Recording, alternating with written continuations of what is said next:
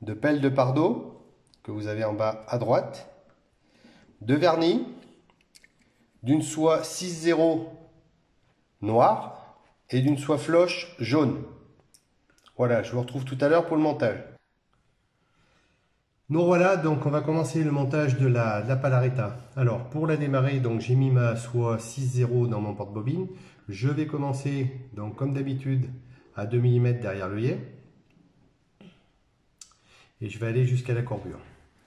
Je laisse mon petit brin de derrière en suspens pour avoir des enroulements de soie de montage sur l'hameçon le plus serré possible. Et je vais aller jusqu'à la courbure. Je laisserai ma soie de montage en attente pour fixer un brin de soie floche jaune qui va me servir à faire mon corps.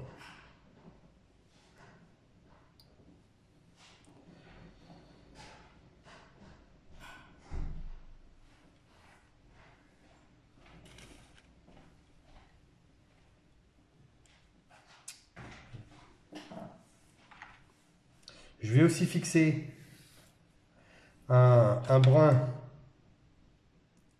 de soie de montage noir. Voilà. Qui me servira à faire les enroulements un tout petit peu plus tard.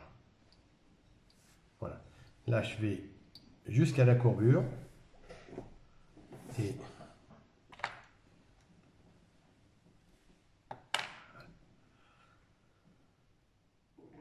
Et donc là, avec ma soie de montage, alors vous voyez que voilà, je vais couper toute cette partie disgracieuse. Et avec ma soie de montage, je reviens vers l'œillet, c'est-à-dire où j'ai démarré ma mouche de 3 mm derrière. Voilà. Voilà. Donc je vais mettre ma soie de montage en attente, elle. Et à l'aide de la soie floche, je vais monter mon corps de la même façon qu'un ballon de rugby. Allez, c'est parti. Donc là, ça fait quand même pas mal d'enroulements à faire. Une fois de plus, je reviens donc sur ce fameux étau, mais c'est vrai qu'il a un gros avantage. Ça permet de tourner les corps un tout petit peu plus vite. Voilà.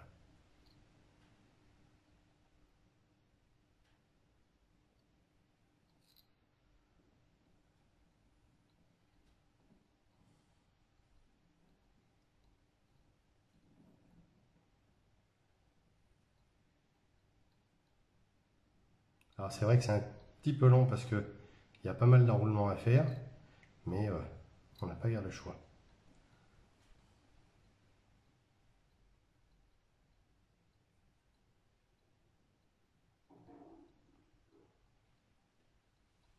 Donc la Palaretta, c'est une mouche noyée qu'on mettra en pointe sur le train de notre noyer.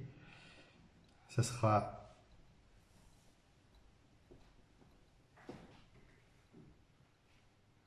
la mouche qui servira, qui sera, pardon, sous l'eau, celle-là.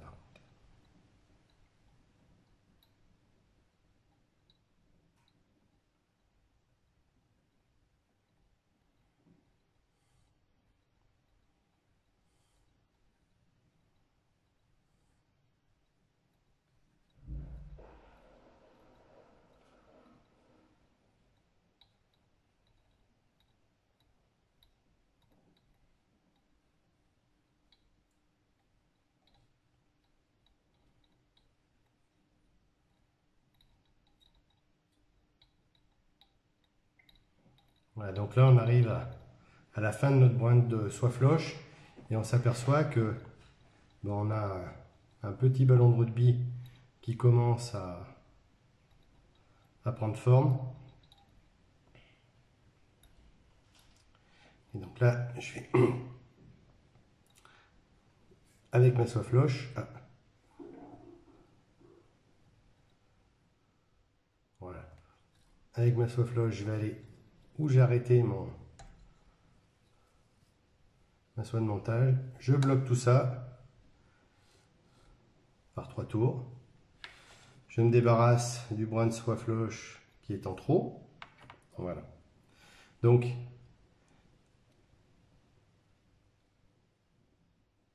voilà, j'ai tout ça est bloqué.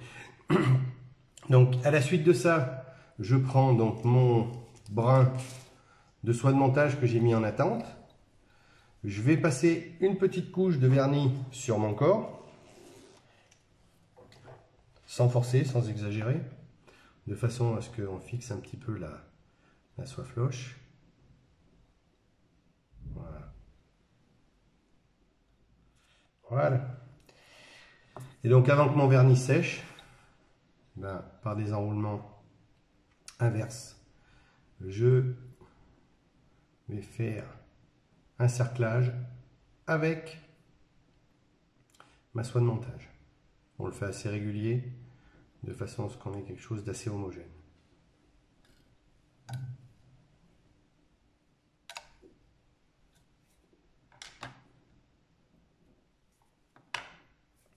Voilà. Donc, là, la mouche est quasiment terminée. Alors, en parallèle, juste avant de démarrer le montage, j'ai préparé un pinceau de fibre de coque de pardot.